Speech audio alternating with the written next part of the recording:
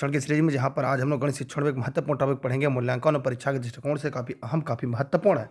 अगर आप गणित शिक्षण की में अगर रुचि ले रहे हैं और आपको लगता है गणित शिक्षण में बेहतर और बड़ा स्कोर किया जा सकता है, तो इस वीडियो के अंत तक कॉपी कलम के साथ बने रहिएगा, क्योंकि ये सीरीज आपकी परीक्षा के दृष्टिकोण में और परीक्षा को ध्यान में रखकर पूरी तरह से तैयार किया गया और हम चाहेंगे कि आप सभी साथी मित्र इस वीडियो के साथ साथ बने रहें। यहाँ पर हमने देखा कि मूल्यांकन एक सतत प्रक्रिया है। मूल्यांकन टॉपिक हम लोग पढ़ेंगे आज के गणित शिक्षण में और ये एनसीईआरटी बेस पर होगा और आप लोग इस वीडियो में जुड़िएगा और अंत तक बने रहिएगा।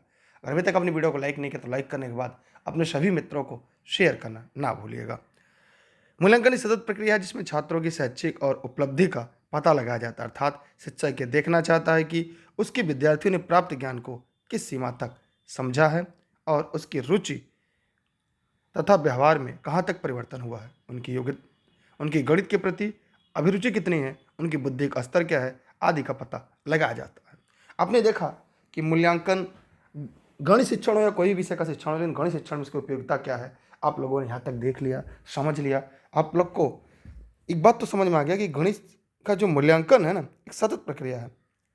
उनकी उपलब्धि का ही केवल पता नहीं लगाया जाता, शिक्षक ये देखना चाहता है, जानना चाहता है उसके बच्चे किस सीमा तक गणित को समझ रहे हैं, उनकी गणित में रुचि क्या है, उनका व्यवहार में कहाँ तक परिवर्तन हुआ है और गणित के प्रति उनकी रुचि अभी कितनी, अभिरुचि जो है कितनी बढ़ी है, उनकी बुद्धि स्तर क्या है आदि का इससे पता भी लगता है।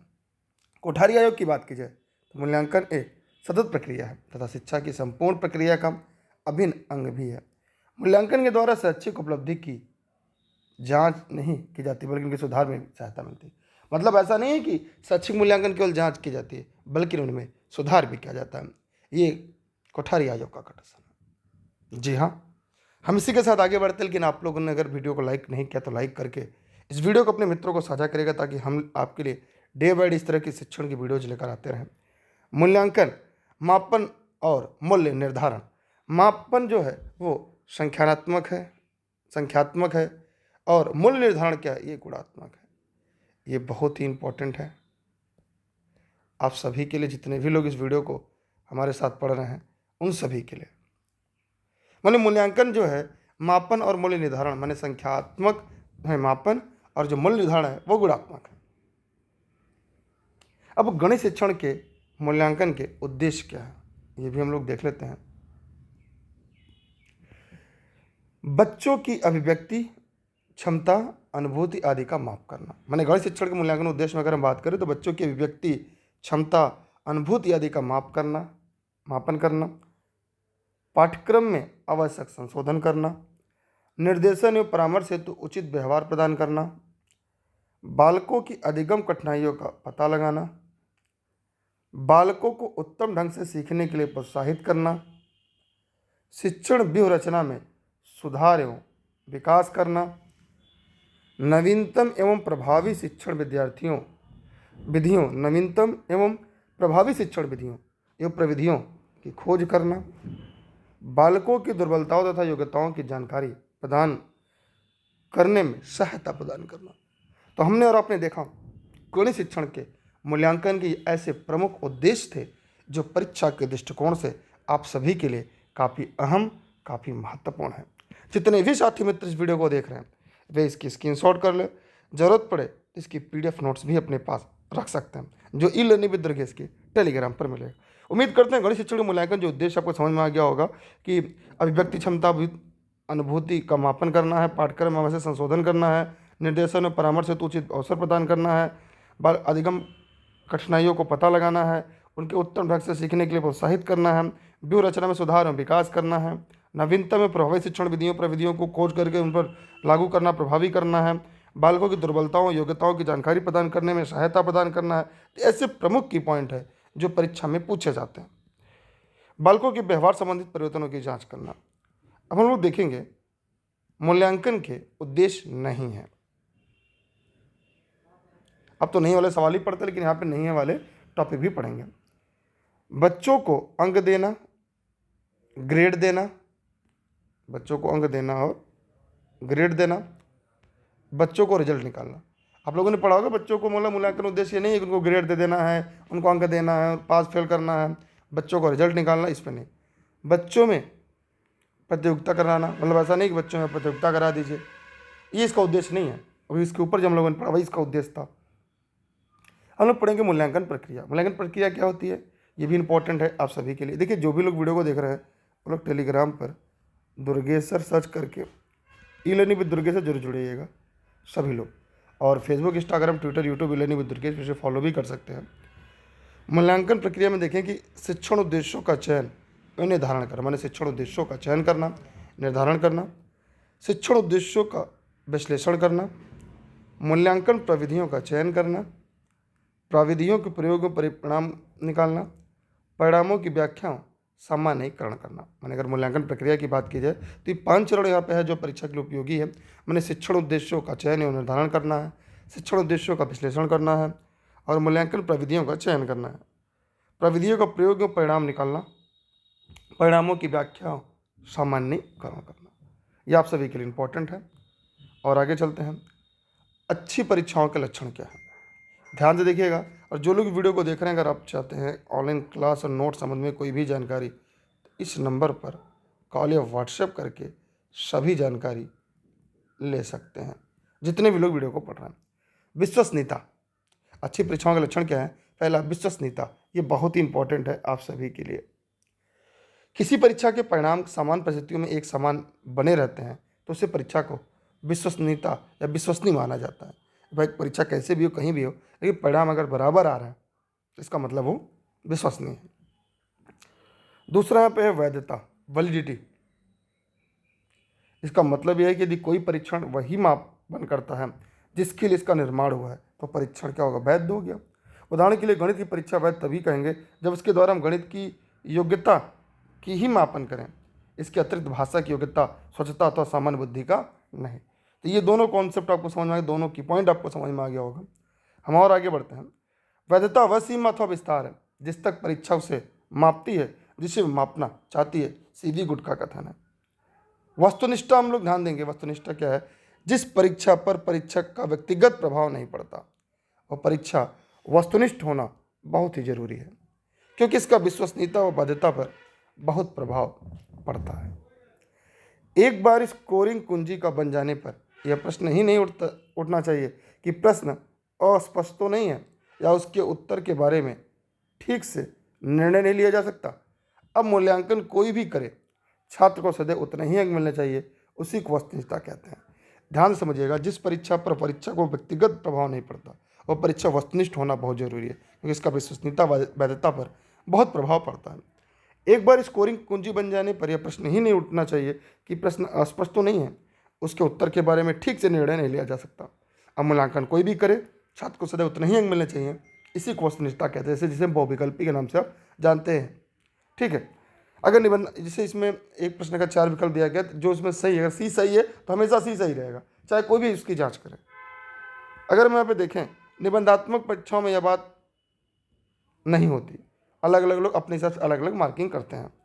इनमें कापियों का मूल्यांकन करते समय परीक्षक का व्यक्तिगत निर्णय अधिक महत्व रखता है, इसलिए अब परीक्षाओं के स्थान पर नवीन परीक्षा प्रणाली को अधिक प्रयोग में लाते हैं। आगे हम देखेंगे विभेदीकरण। विभेदीकरण भी ध्यान से देख लेते हैं। विभेदीकरण से तात्पर्य परीक्षण के उस गुण से है जिसके द्वारा पढ़ने में तेज, सामान्य एवं पिछड़े छात्रों के मध्य काफ़ी सीमा तक भेद किया जा सके।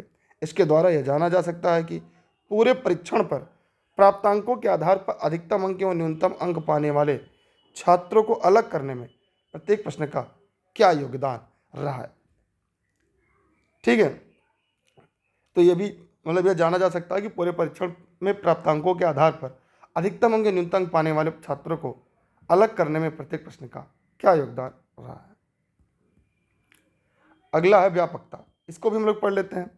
इसके द्वारा परीक्षण उस योग्यता के विभिन्न पक्षों की मापन करने में समर्थ हो सकता है जिसके मापन हेतु इसको निर्मित किया गया है। परीक्षण की व्यापकता के बारे में निर्णय करना स्वयं एक निर्माता की सूझबूझ एवं क्षमता पर निर्भर करता है।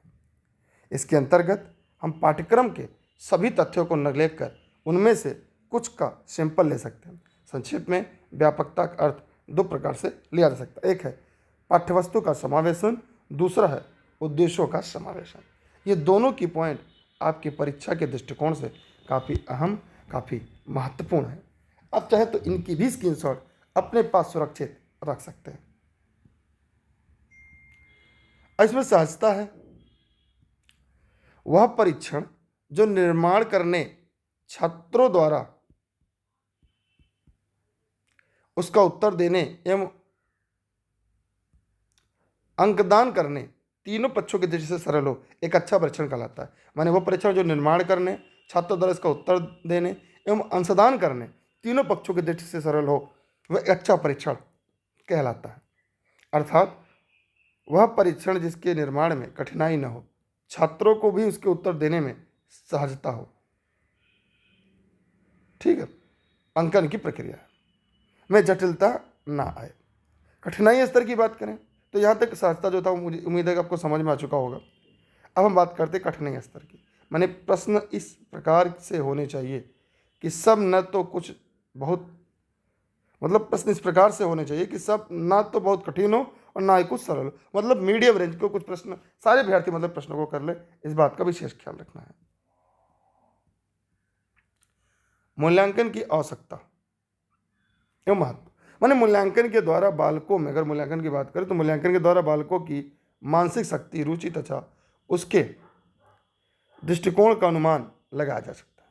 माने मूल्यांकन से क्या कर सकते हैं, बच्चों की मानसिक शक्ति, रुचि और उनके दृष्टिकोण का अनुमान लगा सकते हैं।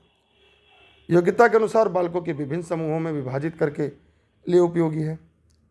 मूल्यांकन द्वारा अधिगम प्रक्रिया में सुधार किया जा सकता है। इसके द्वारा बालकों में कमजोर तथा मजबूत पक्ष का पता लगाया जा सकता है। माने मूल्यांकन द्वारा सारी चीजें संभव हैं।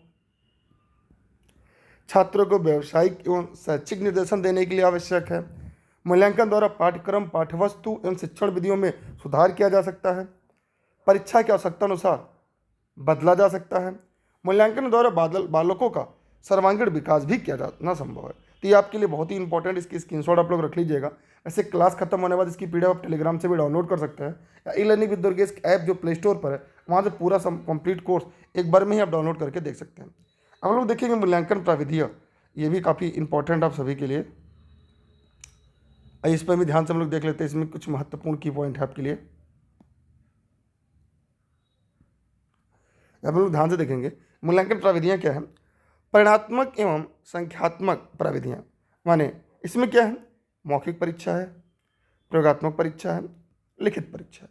मैंने अगर मूल्यांकन प्रविधियों की बात करें तो परिणात्मक और संख्यात्मक प्रविधि में मौखिक परीक्षा, प्रयोगात्मक परीक्षा और लिखित परीक्षा।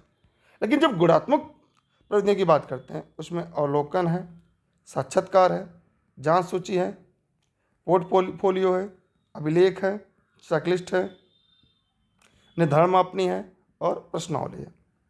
तो इसकी स्क्रीनशॉट अपने पास आप लोग रख लीजिएगा जितने भी लोग इस वीडियो को देख रहे हैं। अगर हम बात करें मूल्यांकन के जो प्राविधियों की उपयुक्तता इस बात पर निर्भर करती है कि उसके द्वारा शिक्षक को बालक के व्यवहार में परिवर्तन के बारे में कितनी स्पष्ट जानकारी मिलती है। उद्देश्यों एवं विषय वस्तु की प्रकृति को ध्यान में रखकर ही मूल्यांकन की विधि का चयन करना चाहिए। वेरी इंपॉर्टेंट है आप लोग। यदि हम दोषपूर्ण प्राविधियों का प्रयोग किए तो निकाले गए निष्कर्ष भी दोषपूर्ण होंगे, हमें छात्र के बारे में गलत जानकारी प्राप्त होगी। गणित के शिक्षण में मूल्यांकन किया जाना चाहिए, कैसे कैसे, आइए इस पर भी हम लोग देख लेते हैं। सीखने के अनुभव प्रदान करते समय, उद्देश्यों का स्पष्टीकरण करते समय, उद्देश्यों का स्पष्टीकरण तथा अनुभव प्रदान करने के बाद में।